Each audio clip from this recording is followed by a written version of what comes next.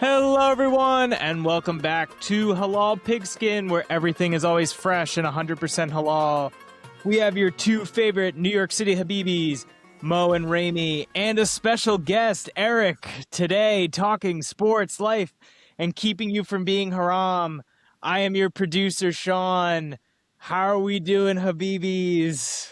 Oh my God, doing so well. I cannot complain. Being a New Yorker right now, it just seems so beautiful. Orange and blue skies every single day. I am so happy waking up every morning, knowing that the job has been finished. I don't know about any of you guys out are feeling the same exact way. And Mo is back after fixing his plumbing in his tub. Yeah. My plumbing is finally done. Thank you, Rayman, for letting everybody know. We were worried, Mo. We were Plumbing. worried. I know everybody's hyped. I know everybody's excited. I know we got my main man Eric on the podcast, but I have to ask, Mr. Producer, how excited are you to have another white boy with you on the show today? What kind of excitement are you feeling? Even though the Knicks just won. Eric and I, before this call, we jumped on a quick call. We're like, hey, white guy meeting only. How do we coordinate this? He was like, are you safe? Are you okay? I was like, it's okay. It's okay. I can deal a little bit with spices. And he's like, are you sure you're becoming one of them? And I was like, no, I promise. All right. He had me park right outside in case he needs reinforcements. So that's where I am. I'm in the car, respectable distance away, ready at a moment's notice. I'm with it. I mean, I get it. I know this is the Knicks fandom is blowing up, but I just want to make sure, if there was anything more exciting, Sean got his brother in with him today. It's going to be a good freaking show, man. Yeah, man. I'm just happy Eric's here. Yeah, it's like a 2-on-2 basketball game all of a sudden. I don't know what is going on. Yeah, let me ask you, who you picking, Ramy, out of me and Eric? I have an answer. Oh, if we played it, me and Mo versus you and Eric right now? Yeah. I think you and Eric. Only because Eric is taller. He's gonna be dominating rebounds. I would choose Eric right too. I would choose Eric any day of the week. You should not choose me. He ran a marathon, and plus I saw some athleticism in Eric this weekend, and I'll get to that in my true Hollywood story of this whole Knicks experience that we just went through. Okay. You had my defenses up. We do got to hear. I mean, it's going to be your boys' story. So y'all actually made it out to I was about to say San Francisco. We might have made it out to San Francisco. Y'all made it out to San Antonio. Lived every dream every Knick fan would want to do to see this, 50-year occurrence in person. Tell us what you boys did, man. Oh man, it was truly one of the best experiences I've ever had in my life to be part of, to see. But it was not an easy journey. Like I said, it definitely had its ups and downs and clowndom fiasco that you had to be part of. The way I really can't wait to share what exactly this experience was like this past week with all of you. And I'm glad Eric's here because he was definitely part of the journey to share what this whole saga was. And it kind of started around game 7 of the Spurs and OKC. I was talking to Eric on the phone and we were just, we should definitely be there for the finals. And I was like, we should get tickets to game 4. Tickets were only $3,600 at the time. And we were just going back and forth. And we were just like, you know what? We're going to wait it out and see how this plays out. We're just going to pass at that moment. So we didn't get tickets around that time. Me and Eric were looking at arena watch parties at that point. I was content, if I wasn't going to be there for an NBA finals game, I was going to try to go to an arena watch party, and that would probably be the next best thing. And I didn't get anywhere near those tickets at Ticketmaster. Eric was trying the same thing. He was queue number 500,000. Am I right? 520,000 one time. I was 560 another time. Wasn't a great situation. But you're being generous, Ramy. You called me up, and you were like, it is time. Ticket prices are only going to go up. $3,600 at the moment. Let's buy now. And me, in all my wisdom, I said, no. Let's hold. So we held. Then the get-in price was $4,000. We held $5,000, $6,000, $7,000, $8,000. When did you give up hope that we were actually going to go see a game? Was it around the $8,000 get-in price? Yeah, once it started hitting like I started seeing the news where like the get-in price was 7K. I was like, this is over. I'm not going to Madison Square Garden, and I'm not spending $7,000 for a basketball game because that's just insanity to me. I'm just like I like at that point I'm just like resigned to the fact that I was not going to be going to the NBA Finals at all. And I know I did start seeing people, obviously going for games 1 and 2, but I was just like, man, that's a long way to travel. Is it even worth it to go out of town for a game? And if I'm really going to see a finals, when I want to see it at the Garden, and I feel like I just missed the boat at that one. I kind of just got cold feet, didn't do it, whatever. It didn't happen. How angry? Scale of 1 to 10. Real talk. Now that we've seen the Knicks win a championship live. 1 to 10. How angry were you at me for not jumping when you said, "Let's go, let's buy it right now"? Okay, so you were at a 7.5 with me. You were getting to an 8. You were a 7.5 and 8. I was just, it was in the back of my mind. I was like, I'm gonna kill Eric, man. I was like, we should have just definitely bought the tickets at that time.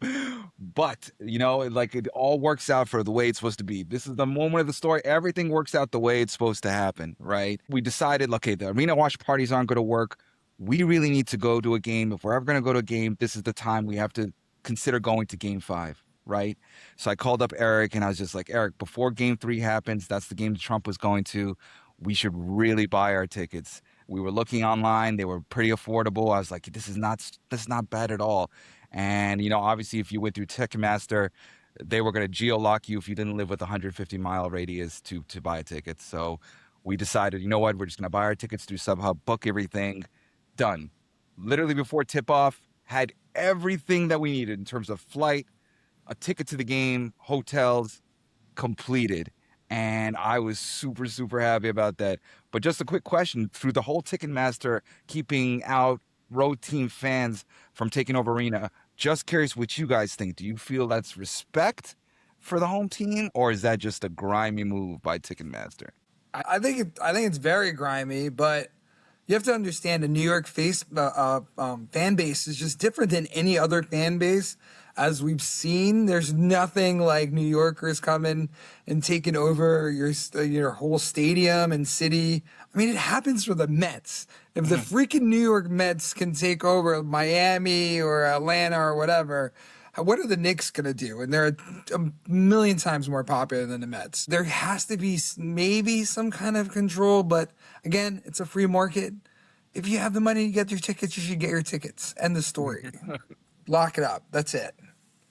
What do you think, Mr. P? I thought it was a grimy move by Ticketmaster, but also I respect the Spurs threatening to take away tickets from the fans that are just selling it. Like, if you're gonna rep your team. And you might think I'm repping the Spurs right now, but I wanted to let you know I'm repping Brooklyn Nets, baby. Even in this win right now in this story, I just wanted to let you know, as a Nets fan, I'm repping the Nets still in this whole thing. I'm happy for the Knicks. Brooklyn fans, by the way, they don't even travel to Barclays.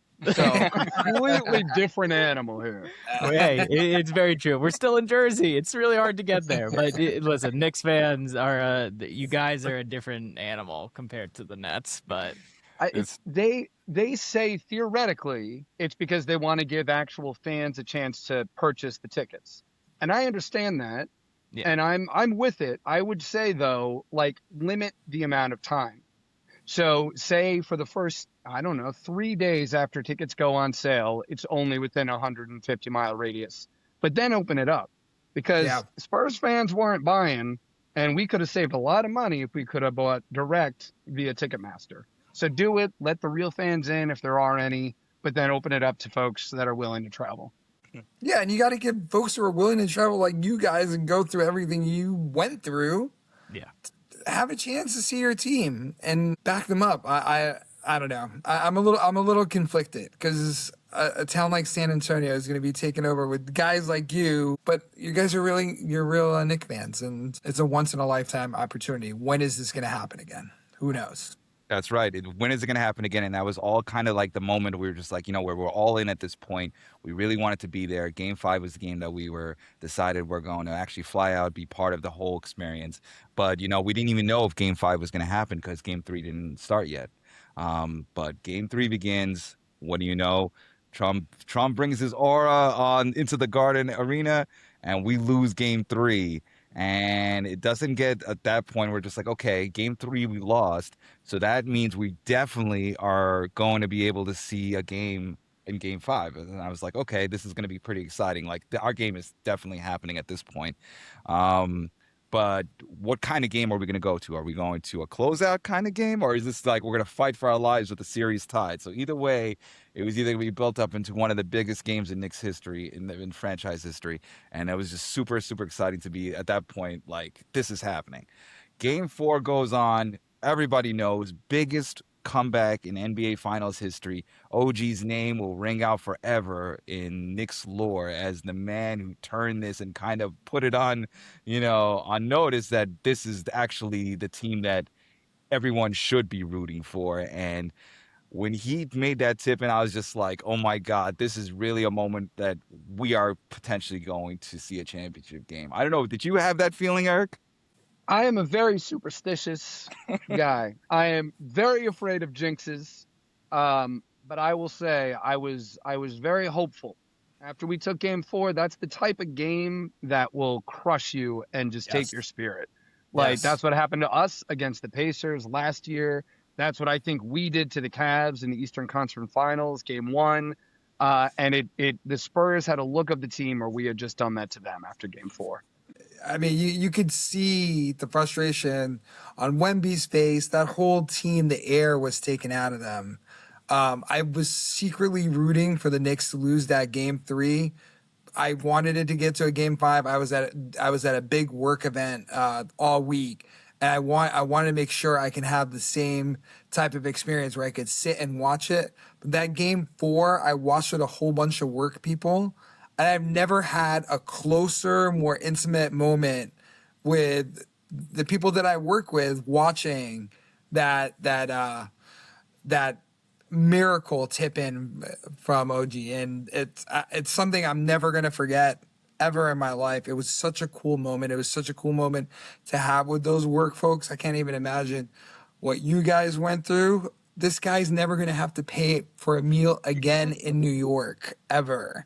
After that shot, I want to be one of those people who doesn't have to pay for a meal ever in life again. Yeah. I want that credential. Seriously, it's just an amazing feeling to have. But I digress. So we get. I just remember. Okay, so Game 4, we're definitely winning. All right, I'm booked. Everything ready to go.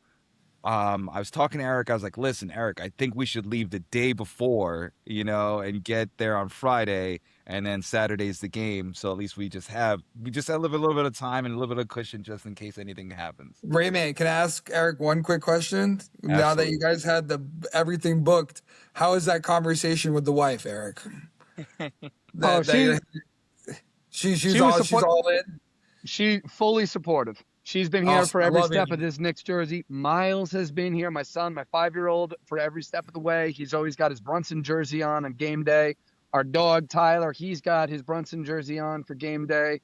The only thing she asked me was why I didn't buy her a ticket and Miles a ticket. Other than that, we were good to go.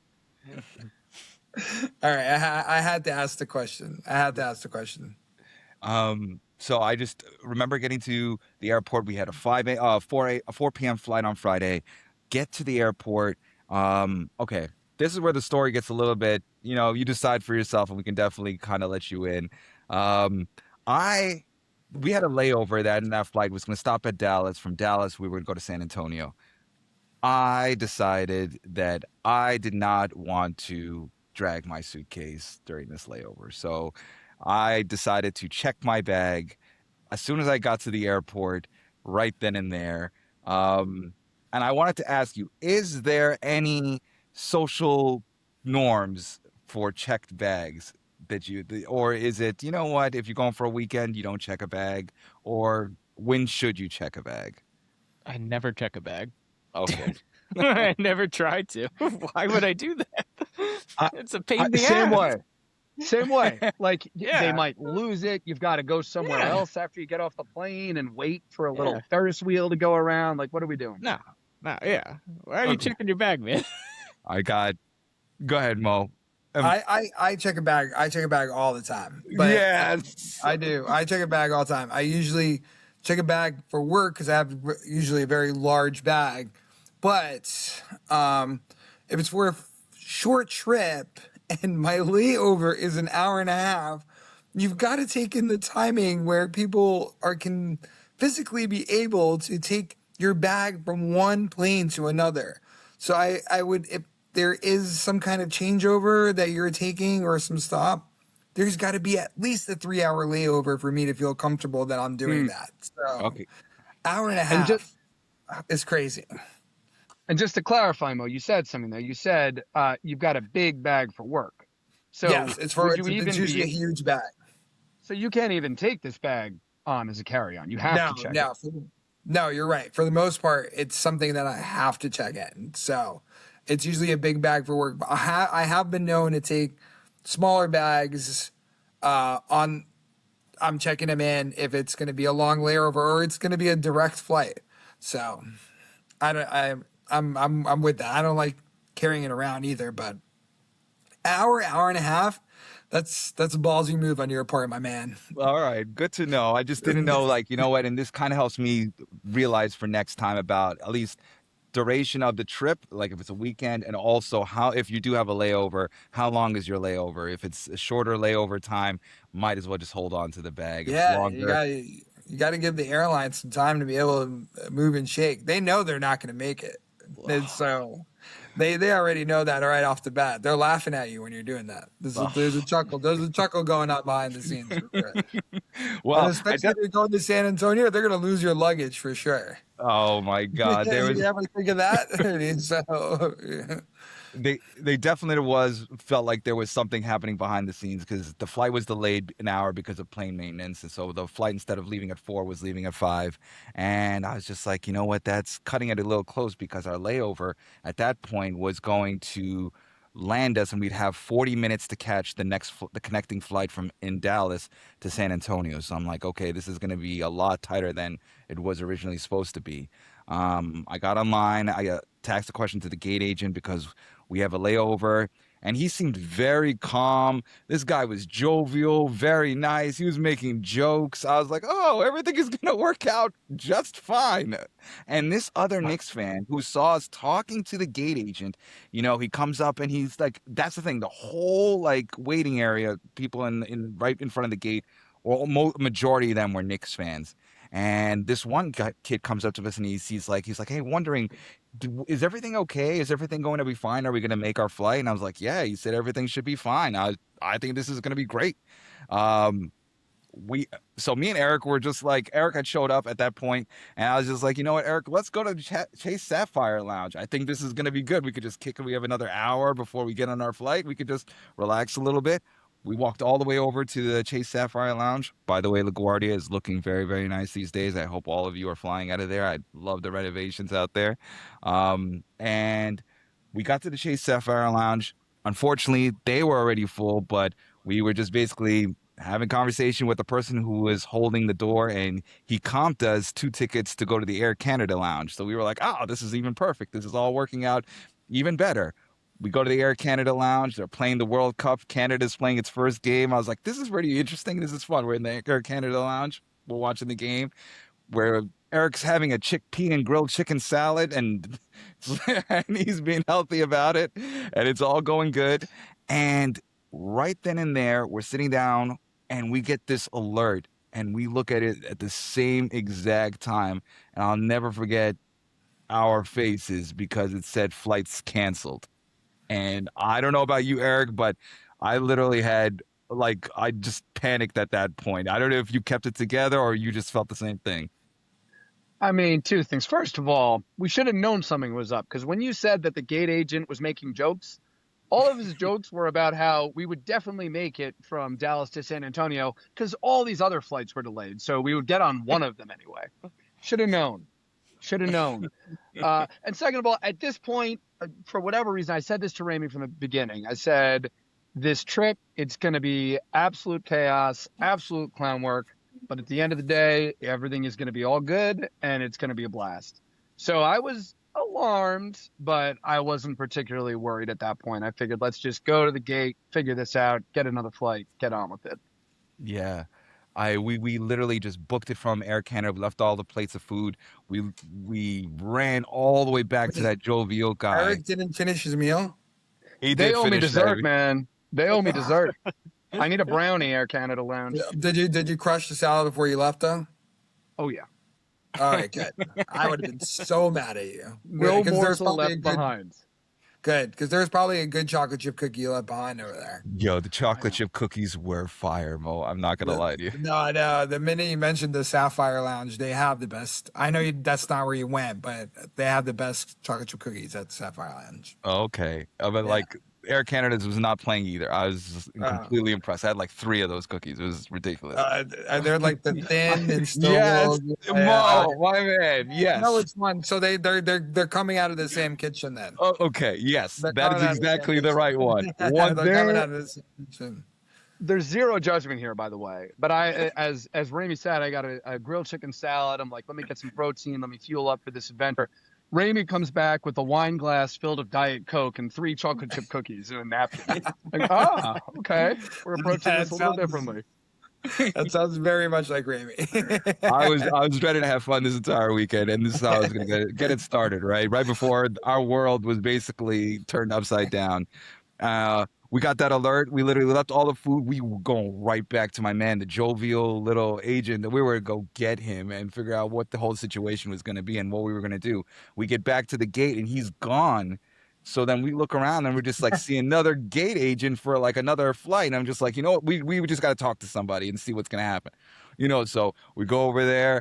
Eric comes in with a nice, the Knicks fans, help us. Are you a Knicks fan? And she was feeling it, but at the same time, no, here, scan the QR code and they'll automatically rebook you on another flight. And I was like, that did not help at all.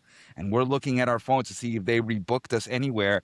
I haven't seen anything yet. And I'm just like, what do we do now? And we happened to see that Knick fan, the one who was asking us, like, and if everything was okay, the one that we originally met, who was waiting at the gate. And he walked up to us and he was like, listen, I just called the airline. They rebooked my flight. I'm getting on a flight right here that's about to board in 30 minutes to Miami. And from Miami, it's going to fly me to Austin. I'll rent a car. You guys should come with me in the car and we'll drive to San Antonio. And we said, awesome. I think that's the play right here. This is exactly what we have to do. So we walked all the way over to the gate. Agent who was in front of Miami, and this woman was very, very nice to, like, hello. We started talking to her and we told her our situation. She's like, guys, I really am not supposed to do this. You need to book through the app, or just hit the QR code. But we were just telling her, listen, we were trying to make a basketball game, and I think you just need to pity us right now. You need to pity us and help us, please. And she was just like, she did. She was, for the sake of the story, we'll call her Debbie. And Debbie was incredibly kind, working that machine to help us out. She steps.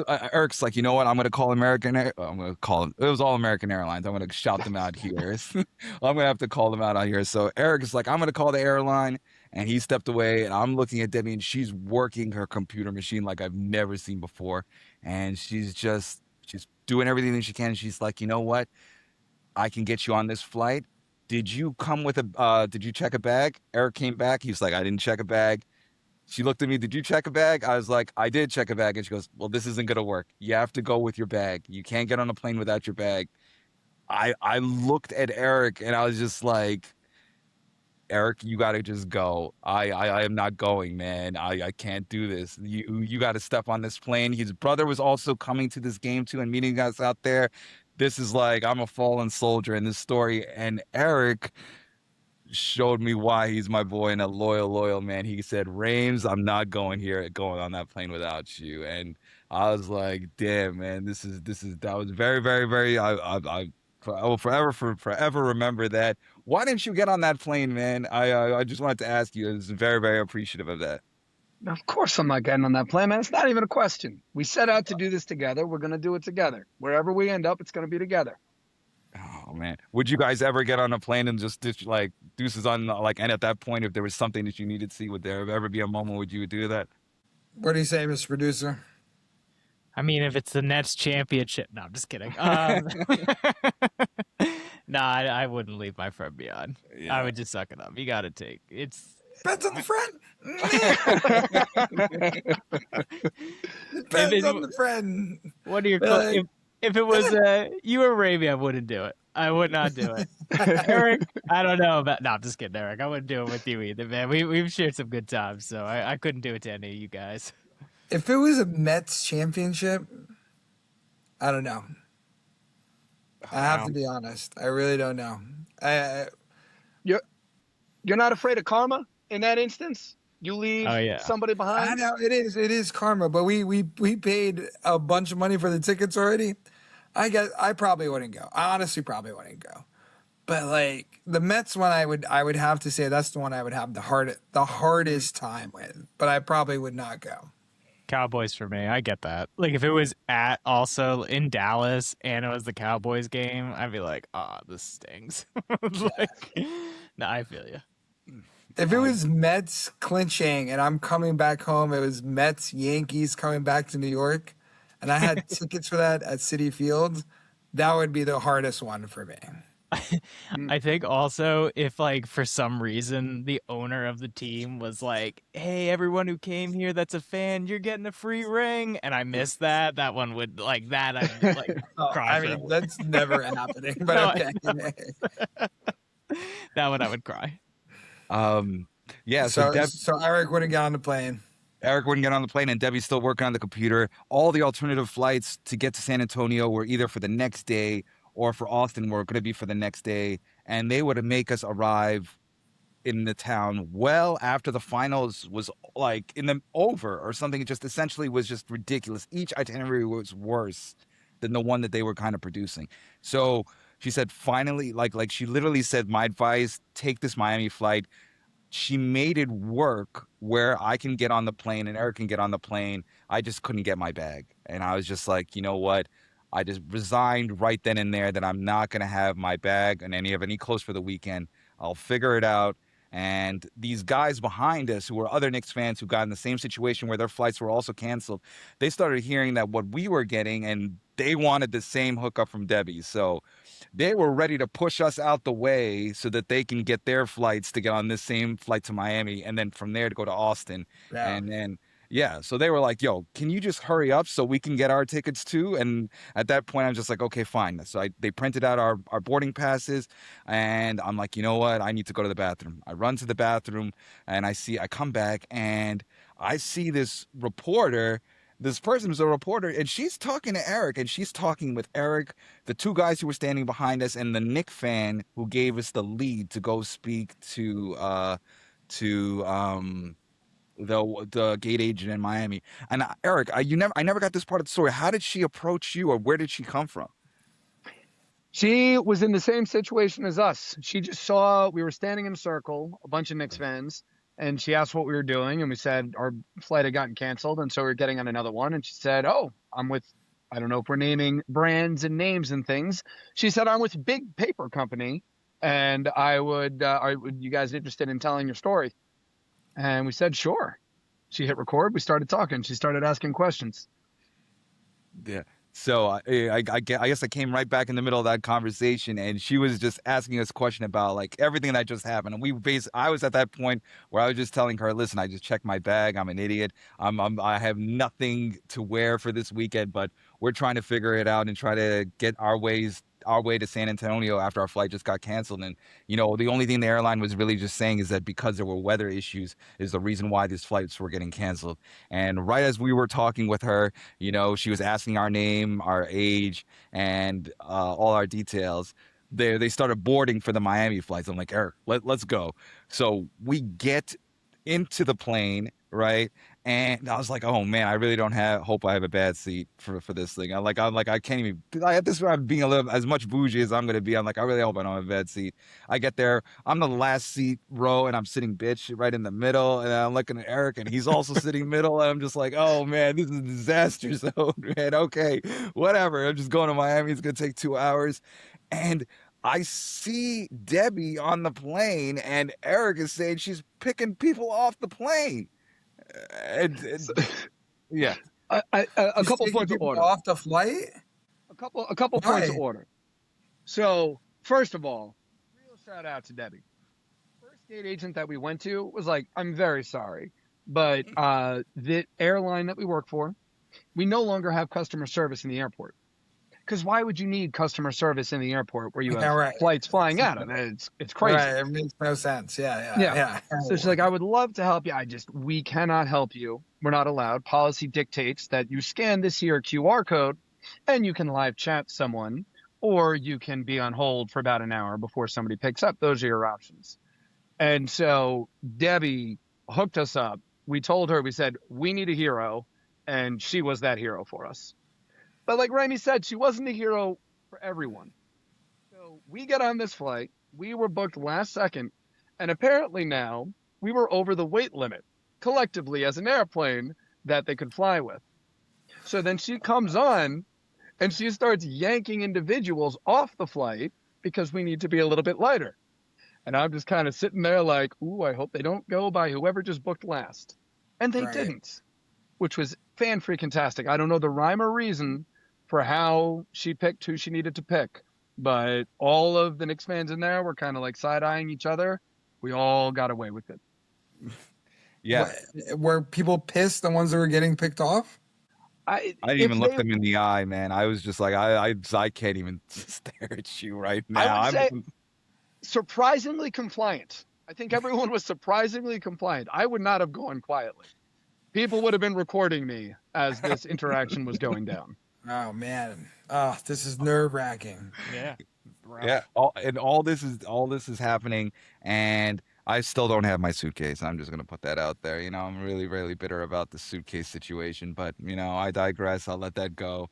And as we're sitting on the He didn't. plane, you know, we begin to start to move, and the clouds open up, and it starts to downpour like crazy. And we are getting rained on, and we're just waiting right now inside the airplane. And the pilot, you know, the kindest dude is just like, you know, we can't take off yet. You know, we're just going to keep waiting it out, waiting it out.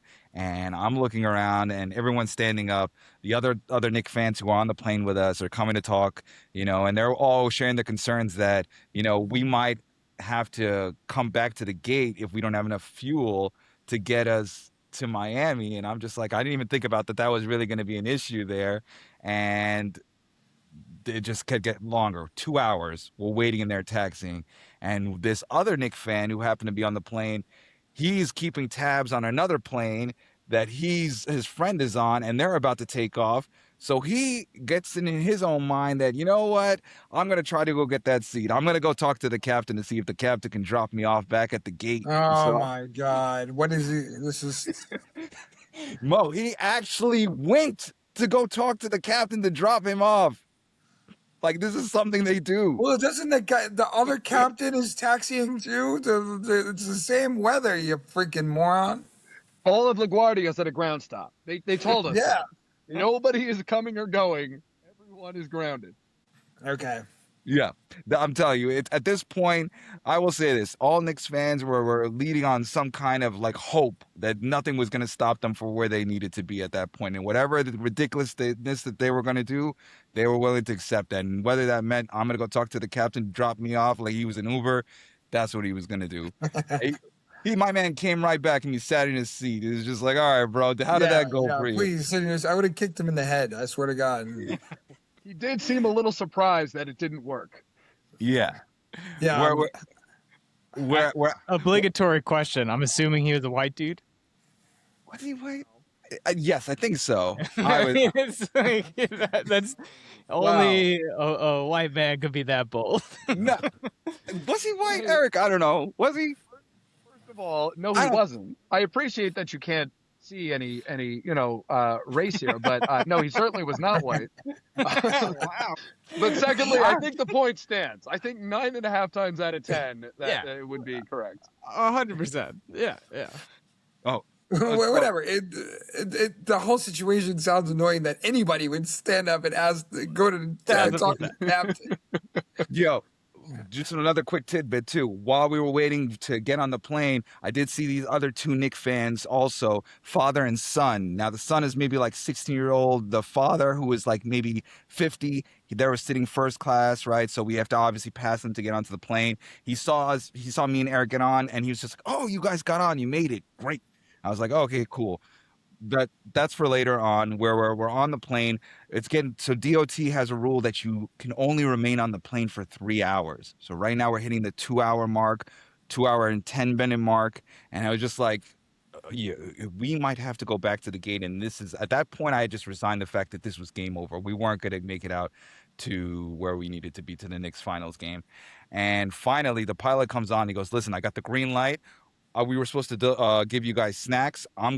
No one is getting snacks. We're gonna get out of here right now. The rain is stopped. The sun is coming out. Everyone get in your seats. We're about to take off." Literally 15 minutes later, wheels are up. We are headed to Miami. And they're just like, I am clapping. I'm like, okay, perfect. This is going to work. But because we took that delay, we were definitely going to miss that connecting flight in Miami that was going to take us to Austin. That was a disaster. Like, we already knew that because of that delay, going to Miami, that wasn't going to make any kind of difference to get to Austin. As we're flying there, we're checking our phones. We get notification that the flight in Miami was delayed by an hour. So we were going to have a chance to catch that flight to get to Austin. The only problem was that the gate for that flight was literally half a mile away, but in the same terminal, right? Flight And terminal is good.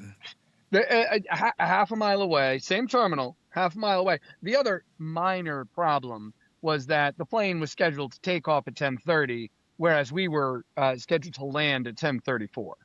So those two things together, a little bleak. the flight did get delayed to 10:57, right? We get touchdown into Miami's airport, and that dude took the tour of Miami's runway. He didn't want to dock that plane. He wanted to make it as difficult for us as humanly possible. He finally, parks his plane. Obviously, everyone stands up. They know what we're going through. Some of them are being very kind of like, please go ahead, go catch this plane. They're letting us go through them. We get out there and we start just running. And Eric is like, he's got his, duffel bag, which was pretty heavy, and he's got sandals, and he is just booking it down there. He's like, seriously, he's like 6 or 7 blocks ahead of me. I need to get into shape. I am horrible, man. The kid, the first and original kid who gave me that lead, he was behind me. He came by and passed me. It was horrible, man. I was the last behind them trying to catch up to these guys. Before we got to the gate, the other two guys, the one who was gully enough to go ask the captain, and that kid who was the one who gave us the first lead, they told us that American Airlines rebooked them for tomorrow's flight. They basically canceled their Austin flight from Miami to Austin. They booked them on something completely different for the next day, and they weren't sure if that was something that was going to be harmful for them when they're trying to get into the plane to go from Miami to Austin. And I just checked my phone right then and there, and my tickets were still there. And I was like, Eric, we're still good. It shows that we're getting on this plane. We just need to make it before it takes off. And we get to the gate, and I remember I'm just like, okay, cool. I have our boarding passes. Let's go. Scan this. Doot. Eric goes in. Doot. I'm ready to go in. I see that kid who gave us the initial lead. He scans his. Beep. And we start just parting ways from each other, man. I looked at him and I just felt so sad. But, I mean, He was a fallen soldier at that That point. nobody left behind thing, that was in New York only. Once we're in Miami, all bets were off. That's what Forget I it. thought. That's what I I mean, he thought. wasn't your friend at that point. Yeah. Yeah. By the way, Did he this look? is, He's going to this become is a Nets fan now. I'm just saying, because you guys left him behind. in his entire story, this is the first time I'm stressed, right? I just figure orange and blue skies, baby. Everything's gonna work out. But like Ramy said, we land, and it's like, oh my god, we got a shot. We can do this. And like he said, the pilot, he's like, oh, I wonder what this side of the airport looks like today. Oh, let's do a UE. Oh, look at this. Look at the turning radius. Isn't that nice? Like you said, we finally stop, and then they make the announcement. We still have some people that maybe have a chance of their connection. So if you guys don't mind sitting and waiting until some of those people could pass by, that'd be great. Not a single person, not a single person. And everybody seemed to want to like fold their coats and take an inventory of their luggage before they walked out. I've never been in a longer deplaning situation. My eye was starting to twitch, man. Oof, it was ugly. It was eyes starting to twitch, and you had to run half a mile and go. Just like you know. By what the way, so you should not travel with sandals. I fully understand that's a faux pas. No, absolutely not. Wait, were they just, Birkenstocks? I was curious when he said that. No, they're the thong sandals. Oh my God! Yeah. So faux pas. Not going to defend myself at all. My choice. I don't regret it. I'll do it again. I told Ramy when we started, I have two modes. One is full vacation mode, and then second is, of course, very serious Knicks fan. But trying to run with those things, they're just going flap, flap on the floor in the airport, and everyone is turning and looking at me, and I am furious from the deplaning situation, horribly out of shape, tasting metal in the back of my mouth. I want nothing more than to just like pull over into a ball. And I'm like, if I stop for a second, even if I see, which I did, that I've got time once I can see the gate, if I stop, it's going to have ramifications on my Knicks. I've got to pull forward to the very end and leave Ramy behind. we go ahead, Mo. No. Well, yeah, you were basically going to try to hold the plane for him, so you just have to get there. You just have to get there. Yeah, the guys the other two guys who were behind us in that line too, they were way ahead of us, and we all had made the plan that, listen, if you get to that gate, you hold the plane for the rest of the other people coming. But we lost one soldier along the way. We get onto the plane. I see that father and his son, and he sees me and Eric again. He goes, "Oh, you guys made it again. My son was telling me to wait for you guys because we were in a cart, and I just told the driver to go ahead." I was like, wow, bro, just ditched us completely, man. I looked at Eric, and Eric said he would have done the same thing at that point, but I was just like, Mo, you would have ditched at the gas? Some random guy? Random dude. Yeah, no, yeah, he's deuces. Sorry. Run that half a mile, sir. Jesus. No. Yeah. Oh man! By that point, when we were in that flight was ready to make it, we were in Miami and we were about to head to Austin. I was like, okay, I think this is almost mission accomplished. We made it. Flight takes off. We get to Miami, and at that point, we were just starving. We needed some food. we asked the other people, the TSA over in Austin, what are some local burger spots, and he hit us up to go to P. Terry's. Shout out to P. Terry's. You should all hit up that burger joint if you're out by the Austin area. And we went there, had some burgers at like 2:30, 2:45 in the morning. And from there, we grabbed an Uber and used that to get all the way to Austin for the rest of the way. So if those guys had a flight in the morning, they were going to be fine. No, I think they were going to go to Charlotte, and they were that connecting flight to Charlotte was going to get them to San Antonio afterwards. But it would have screwed over when they landed in San Antonio. They would have landed around 7:00 at night. Every flight that was being rebooked was cutting into the time you had to be there at the game. But that sucks. yeah, There have been weird weather all week across the country. I know I had folks flying into Atlanta for work, and they had flight difficulties and things. So everything was compounding, like Ramy said. And so there was really no surefire way of saying that if you did wait till the next day, you would actually get there in time. And in fact, at least Twitter tells me there was like a couple planes that just didn't make it out there in time, and folks spent all that money and missed the game. Ugh, I hate hearing that. It That's sucks. awful. That sucks. So well, once we got to finally have like some milkshakes, Eric had his burger. We had some fries. We felt really good, and it was a pizzeria on the side of a highway because like we didn't know that like they didn't do any like dine in. Everything was drive through, so you literally picked it up at the window.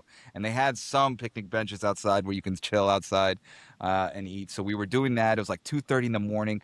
We were like running on fumes and ready to crash. We literally grabbed an Uber, had it drive us the rest of the way to San Antonio. Didn't get to our hotel till about 4 in the morning, and we just like literally got into the hotel room and just knocked out right away. Um, Woke up in the morning, linked up with Eric's brother who was joining us for the game, and we got to check out San Antonio's Riverwalk eat some Mexican food before the game.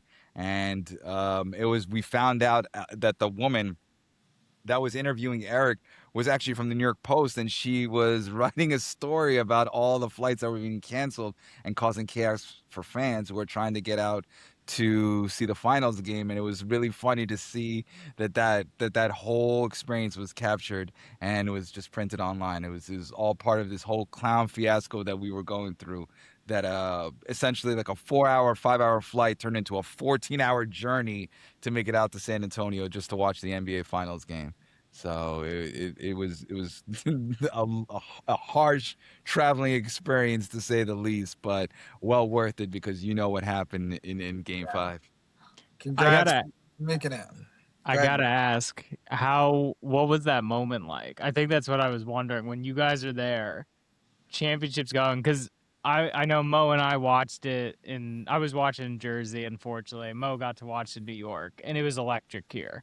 Like, even though I'm a Nets fan, I'm rooting for the Knicks this whole series. I was just like, what an emotional win, and I can only imagine, like, what were you guys feeling in that moment?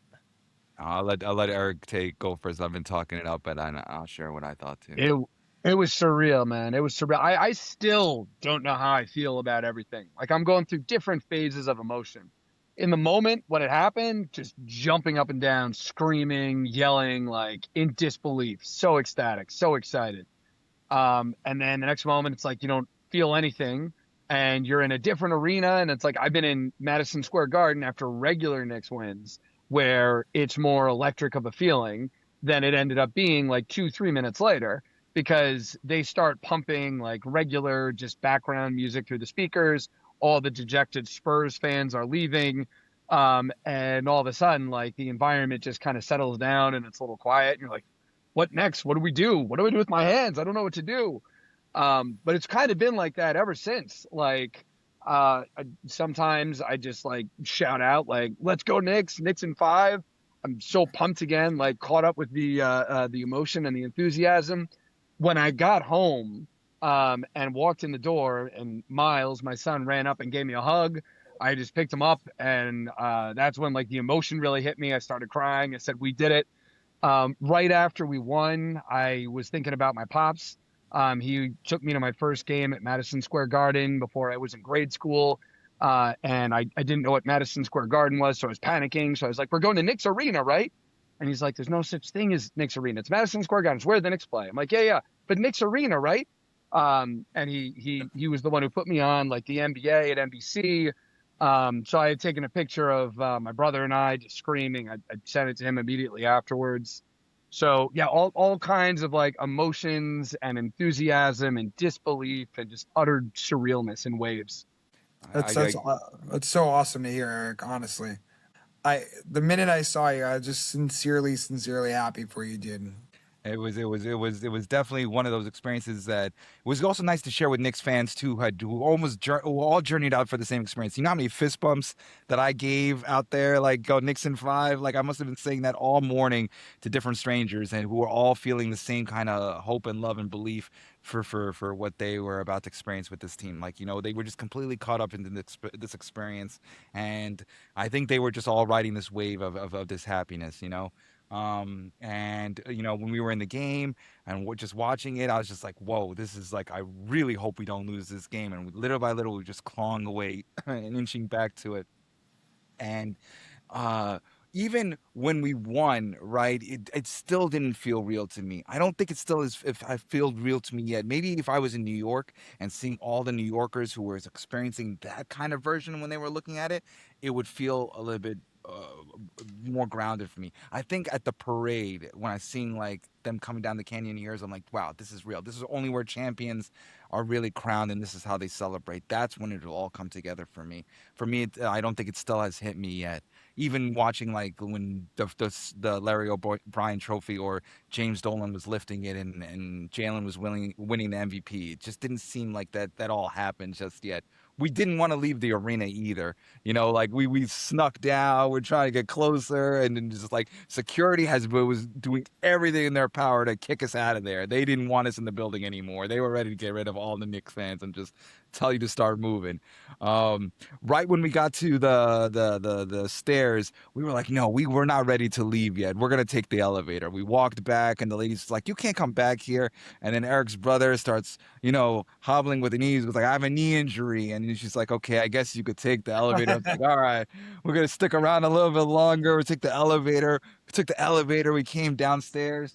And they take us out to the side door, and that's where all the people are waiting for the VIPs to come out. That's how they were coming into the arena, through the door that we came out of. So we were just like, you know what, let's stick around and see what's going on. We're just sticking around. And that's when we end up seeing your boy, Jaxson Dart, come out the door, Mo. He was at the Knick game. Gotta tell you, he was looking a little, shiny, but he was looking a little tiny. I'm He was sorry. looking tiny, huh? He was looking at Eric. Can you confirm did not look like a bigger football player than I thought he was going to look? I would say he looked like a quarterback. Yeah, he's a quarterback. He's a quarterback. He's not, He's a quarterback. He's He not a freaking looked like a lineman. quarterback. Yeah, all right. Thank you. I'm sorry. Well, yeah, I bet you stand next to him, he's taller than you, my man. I don't know what to tell you. Sorry, He Jaxson doesn't Dart. need big Shots muscles. fired. There needs to be a little sling to his arm for him to fire it up. I was hoping. Did he look good though, right? He looked. You were attracted to him a little bit. I was not. Yeah, you're a little attracted to him. All right. He came out, he came out with his people. I thought we were going to see Scatterboo. He didn't come out there, but we had different people coming out. And at that point, Knicks fans have really just started, gravitating to that door, wanting to stay in the same arena. Police wanted no business of Knicks fans, so they were charging the fans on horses, like riding horses up into them so they can leave. And I'm like, oh my God, I'm not gonna get kicked by a horse. We need to go. I swear to God, they were really coming so close. You could have been kicked by a horse if you stayed there. These horses, but first of all, terrifying. I've never ridden a horse. I know people are like not afraid of horses. Horses are scary creatures, man. Hell yeah. They're trained. So like they will go up to the side of the crowd and the horse will lower its shoulder a little bit and literally push against the crowd. So they're like up against you, pushing you back. And like Ramy said, I'm like, oh no, he's going to turn and kick me. I want no part of this. So I was trying to get a selfie, but also like shrieking like a girl and running straight away. Yeah, the cavalry came in and kicked us out.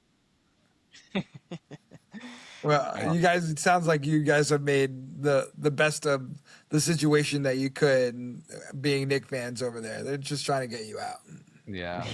At that point, we got out the building and we just found an Uber. We had to wait a little bit, but we Ubered it out to meet with other Knick fans who were celebrating around the Riverwalk area where we went earlier in the day at a restaurant. So we just decided to shoot out there, kind of celebrate a little bit with them before we had to get on a 5 a.m. flight to fly back to New York. So it was straight up fiasco of time traveling and within this experience to get in there before we had to come back out and fly back home to New York. Well, there is good news. You didn't have a bag to pack, so you're good to go. And Eric was kind enough to lend me some clothes too as well. Absolutely. There's also another good news. You flew back as champions. Yeah, true story. Yes, Yeah. absolutely. Congratulations. Hey, before we sign off, because we are running a little bit over on time, we do have a halal haram.